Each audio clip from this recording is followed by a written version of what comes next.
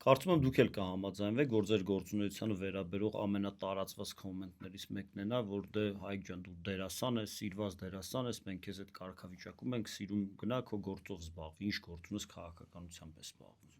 Դե ամենաբարի ձևակերպումը դուք հնչեցրեցիք, մեկ-մեկ գրում են կլոուն, մեկ-մեկ են IQ-ն, որ ցածր է լինում, գրում են կլոն, չգիտեն որ տարբեր բառեր է, ույով է գրվում, լատինատառ են գրում իմիջիալոց, հաճախ նաև գրում են ամեն մեկը պետք է զբաղվի իր գործով, ասենց հմուտ դեմքով, բայց իրականում շատ պրիմիտիվ եւ ոչ մի բան չասող արտահայտություն է, որովհետեւ չես հասկանում, դա ինչ գործ է, որ ամեն մեկը պետք է զբաղվի,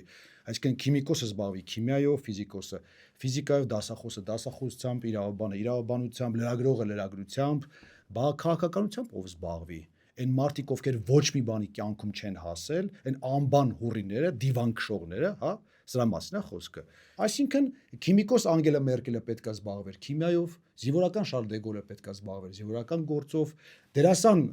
Ռոնալդ Ռեյգանը պետք է զբաղվեր դերասանությամբ, ճարտարագետ Կարեն Դեմիրճյանը,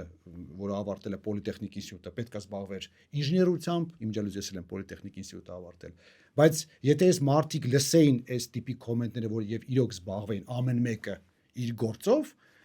այսօր համաշխարհային պատմությունը չէր ունենա այսպիսի ականավոր քաղաքական գործիչներ։ Հենց այդ պատճառով է, որ ես չեմ կարծում, որ սա ճիշտ պնդում է, ասեմ ավելի սա պրիմիտիվ պնդում է, քաղաքականությամբ պետք է զբաղվեն մարդիկ, ովքեր մտածում են ժողովրդի մասին, ովքեր ունեն կառավարչական հմտություններ եւ ամենակարևորը, ովքեր կայացած են իրենց ոլորտում։ Այլապես կունենանք այն վիճակը, ինչ ունենք այսօր Հայաստանում։